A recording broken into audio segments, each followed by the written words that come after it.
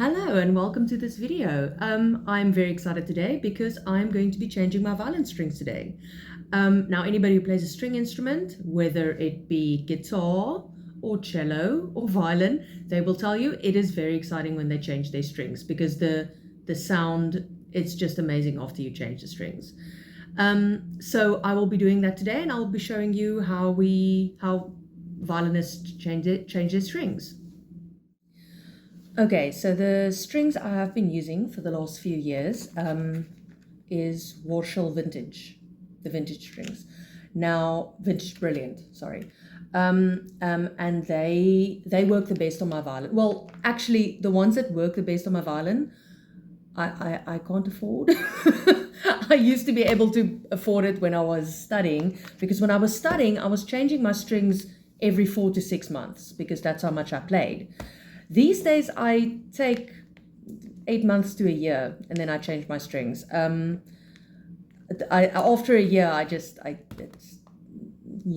the sound is still nice, and a person who doesn't whose ear isn't as developed as a classical musician would tell you it sounds so amazing. But after a year, for me, I can hear that the strings become old, and I need to change them.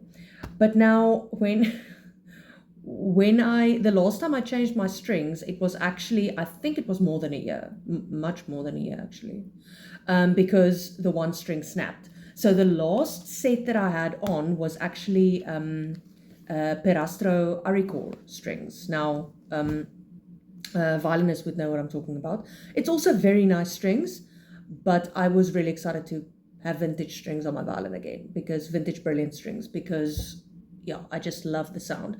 The strings that I can't afford sounds the best, but the vintage brilliant strings was a really good replacement because it is affordable for me, and it sounds amazing on my violin.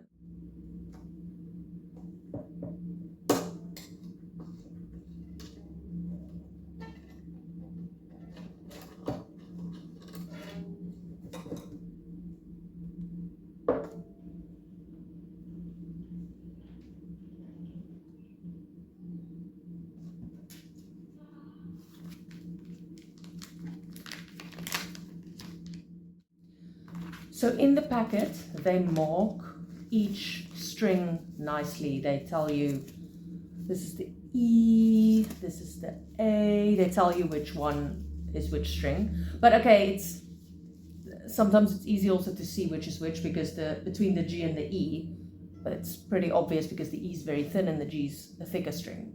But between the D and the A, I always check which is which, because the D and the A is pretty close to kind of almost being the same width. So yeah, and I keep my old strings. So I've now taken the D string off, so I keep it, in case in case a string snaps, or in case my students need a string. I keep all my old strings because they're not too old to reuse, except the strings of last year that I had on for about a year and a half. They were a bit old.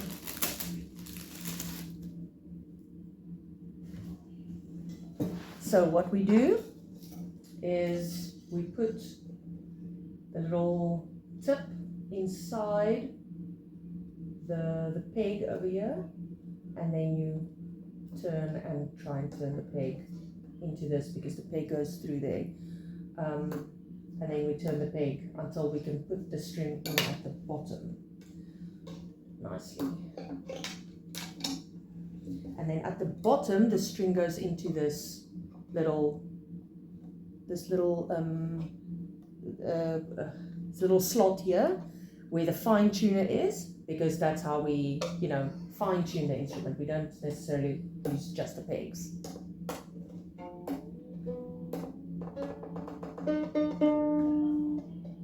Now the strings need to stretch out quite a lot.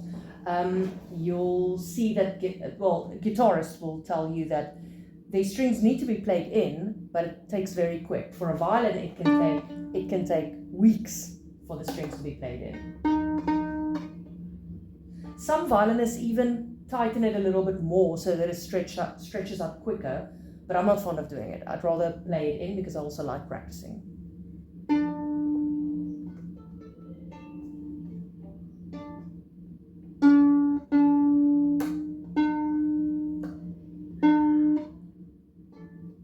See, it still stretches out, but it will do that for the next few days, depending on how much I practice.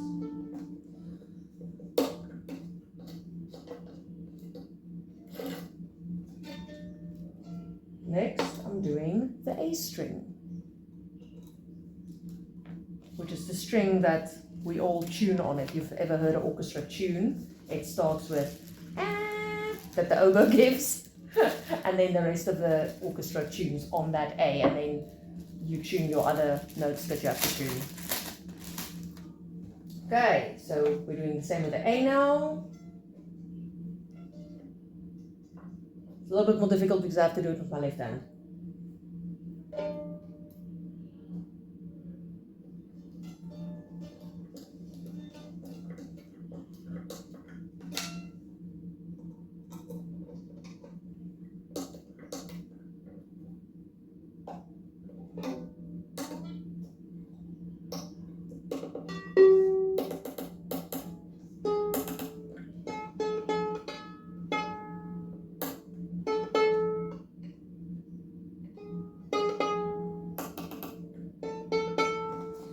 Also, I have to keep an eye on the bridge so that the bridge stays upright nicely. Sometimes that doesn't always stay the same way, so it moves a bit, that way.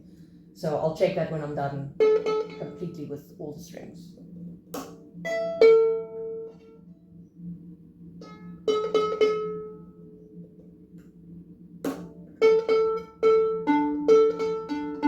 It already has a brighter sound to it.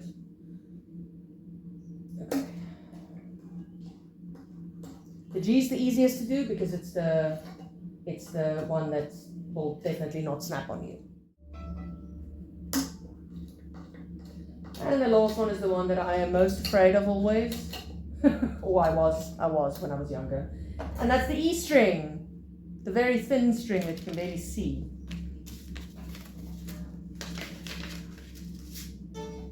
It doesn't even come in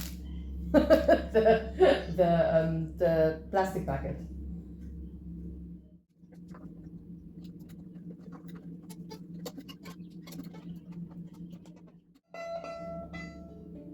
Okay, not quite in tune, but the strings are changed. Okay, so this was a pretty short video, I think. But thank you for letting me share it with you. It is, yes, I'm going to practice now, and I'm going to enjoy myself, and I cannot wait to play on these strings. I hope everybody has a good day, and thank you very much for watching.